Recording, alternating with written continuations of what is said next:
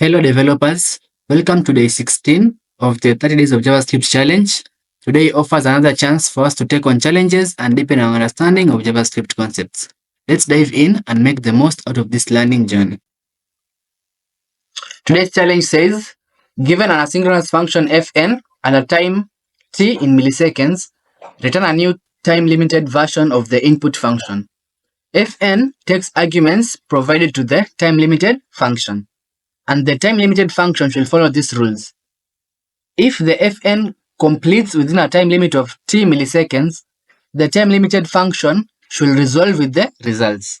And if the execution of fn exceeds the time limit, the time-limited function should reject with the string time limit exceeded. And when you can look at an example, let's look at this example 1. So example 1, fn is an asynchronous function that takes a number n, then it will resolve after 100 milliseconds. You can see this is a promise that will resolve after 100 milliseconds, and this function will return the square of n, that is n times n. So if the input is 5 and the time limit is 50 milliseconds, this function won't be run at all, because you have seen it will only resolve after 100 milliseconds, and you have seen the time limit is 50 milliseconds. So this function will reject with this time limit exceeded message, because you know that it will reject before it resolves, because you have seen it will take 100 milliseconds to resolve and it takes 50 milliseconds to reject. So reject will happen before the resolves happen. So that is how this should work. So you can see example 2.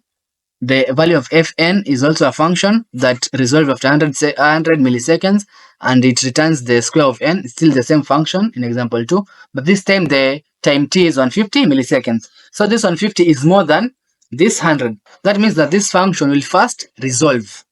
So it will resolve, and if it resolves, it will return n times n, that is 5 times 5, that is 25. That's why you have seen the output is it will resolve with 25. So that is what we shall do in this challenge. Also example 3 and 4 are just the same thing. You can just go through them. So the constraints are the length of the input should be between 0 and 10, and the time t should be between 0 milliseconds to 1000 milliseconds, and the function fn should always return a promise. So first, let us learn some key concepts before we solve this challenge. To solve this challenge, we have to know about promises and the set timeout function, both of which we already learned about it. So I'll just go straight to the solution. So I'll create a function. I'll call it time limit, like that. And you have seen that I've used the basic function syntax. And this function is expected to take in another function fn and a time t in milliseconds. And it's supposed to return another function that is the time limited version of the input function. So I'll just return another function like that. And this function is a time limited version of the input function fn. And this input function fn is an asynchronous function. So this other function also must be an asynchronous function, like that, async. And you know that an asynchronous function returns a promise. So I'll return a promise here. So I'll return new promise, like that. Okay. And I've seen that fn takes arguments provided to the time limited function. So this fn should take arguments that are provided with this function. So this function has to take in some arguments. And since you don't know how many arguments will be passed, I'll just make it flexible by using the rest parameter. So I'll just use this rest parameter syntax here. Okay. So you'll know that a promise takes in a callback function. And a callback function of the promise takes in the resolve and reject parameters. So I'll just get a callback function here. I'll use the other function syntax, and this will take the resolve and the reject, like that. So okay, you can just continue the question. It says if fn completes within the time limit of t milliseconds, the time limited function should resolve with the results. If the execution of fn exceeds the time limit, the limited function should reject with the string time limited function. So first we have to check if time t has been exceeded. And you know that to check if to delay a function for a specific time, you can use the set timeout function. So I'll use the set timeout here. And you know that this set timeout takes in a callback function, like that. And I'll delay this function for time t. And after this time has passed, you want this this promise to reject. And it should reject with the string time limited exists. So I'll just copy this string here and I'll reject with that string that I've copied like that. So okay. So if this time is not exceeded, you should call this function with this argument passed with that timer function. So I'll just call fn down here. I'll call fn with this args like that. And you know that fn is an asynchronous. It's a fn returns a promise. It's an asynchronous function and it returns a promise. So if this promise, you can see in the console, if the fn completes the time limit t, the time limited function should resolve with the results. So this, if this resolves, it will resolve with the results. So you know that to resolve a function, use the dot then. To resolve a promise, use the then method. So this then method takes in a callback function. So I'll just put in a callback function there like that. And this will take in the results that will be returned by this function fn. It will take it here, the results. Then what you should do is just resolve with the results like that. Results. Okay. Then you should just, in case of an error, you should catch that error. So I'll add a dot catch here. So I'll catch. And catch also takes in a callback function. So I'll just put the callback function there like that. So in case of an error, so I'll just put here, in case of there's an error, you'll just catch that error. So I'll catch that error, then I reject that error like that. So if you don't know anything about this, you can just visit the previous challenges where I discussed about promises in detail. So basically, this is how this function should work. So it should wait for this time t seconds. So this will not run fast. It will delay for this time t.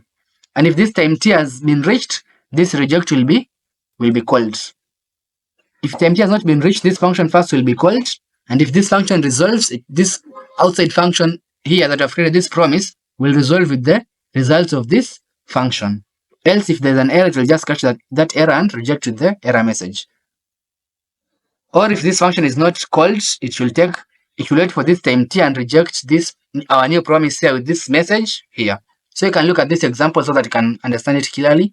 So I'll just copy this function here of example 1. It ends here. I'll just copy that and put it down here. So I'll just say const, then I paste. So you can see here in fn, it's a function, a asynchronous function that takes in a number and returns that result of that number. But it will resolve after 100 milliseconds. So let us just call this time limit function here. So I'll just call the time limit function and I'll call it with fn that I've defined here, fn. And the time t is, in example 1, time t is 50. So I'll call it with 50 milliseconds here for time t. And you know that this one will return a function. So I'll save this one into a variable. So I'll just say const. Let me just call it my function like that. My func. This will return a function. So if you call this time limit, if you call it, will return a function. And this function should take in some arguments. So I'll just call that my function like that with some arguments. In this case, the arguments is an array of 5. So I'll just copy that array of 5. I paste it inside here, my function. Okay. Then yeah. So this function, you all know it's a promise. So and if it resolves, so I'll add dot then here. So I'll say if it resolves and just take the results and I'll log the results. So I'll just log the results so that you can see them in the console. And in case of an error, I think I missed this, should not be there. In case of an error, also I can just catch that error. I catch that error, then I want to log that error also. I'll just log that error like that. So yeah. So in this case, I expect when I call this time limit function, you'll see it will take this fn. And this fn will only resolve after 100 milliseconds. So if inside here, our promise, I expect it will reject. Because you have seen I'm calling this time limit function time of 50 milliseconds. So this set timeout here, it will wait for 50 milliseconds. And since this one will not have resolved by that time, it means that this inner function will reject. Because 100 is more than 50. So this one, like time t, will be like waiting for 50, but this one is waiting for 100. So let me just undo. So expect this to throw an error. So let me just run this code, not to throw an error, to reject this text message here, time limit exceeded. So if I run this code, expect it to reject that time limit exceeded. So let us see if it will do so. So you can see here in the console it says time limit exceeded. So it means our function works fine. We can try with the example 2. So let me just copy example 2. So fn is this one here.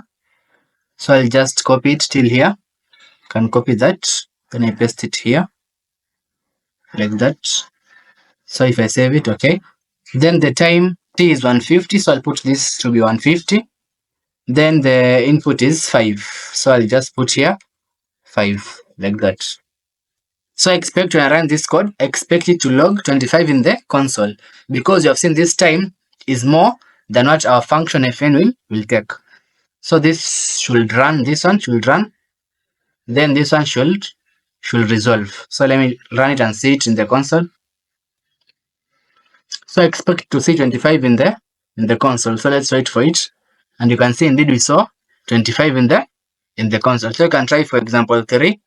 So example 3 is here. I'll just copy this function. It's different. So I'll just copy it like that. Then paste it here. Okay. Then it should wait for time t is still 150. Then the inputs are 5 and 10. So I'll just add 10 here. Like that. Then this function returns the sum of a and b. In this case, sum of 5 and 10 is 15.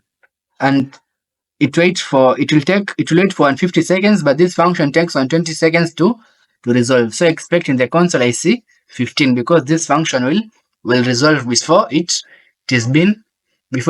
before this other one is rejected. So let me save this code and see in the console. Expect to see 15.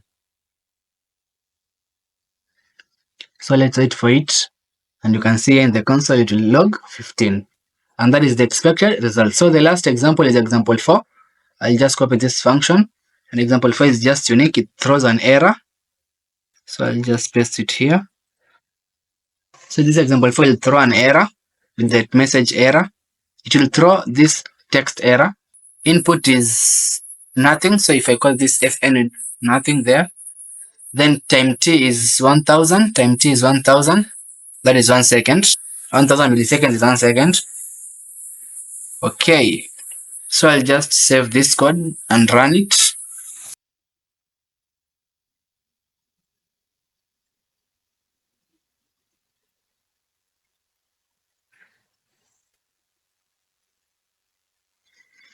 And you can see this code immediately throws an error, and that is the expected output. So you can see here the expected output is error at time 0, because this fn does not wait for any time for it to run. It immediately runs. That's why this one ran immediately. So that is it for this, but you can always make this function better. You can see this time t will always wait, and let's say if this function resolves, you want this to be called, also you want this timeout to be cleared. So you can just assign this to a variable. I can call it timeout id. Then after you have gotten these results, you'll do that. Then also I want to in the next line and to clear the timeout. So here I'll clear timeout for it not to timeout, and I'll use this timeout ID that I've defined up there. Timeout ID. Also here in the catch, after it has rejected, not catch. After it has rejected also, I'll just put a message body here, a function body like that. Then I want it also to clear the timeout like that. So I'm clearing the timeout because there'll be an example where this time t will be a little bit slightly similar to close to this fn. So and when this fn has been called, this timeout to be cancelled, because I don't want it to be called when this is still executing. That's why I'm clearing the timeout every time after this has been called, whether it has been resolved or it has rejected, as long as it is not rejecting up here. And that is why I'm using this clear timeout down there. So okay, that was it for this challenge, guys. See you in the next challenge. Peace out.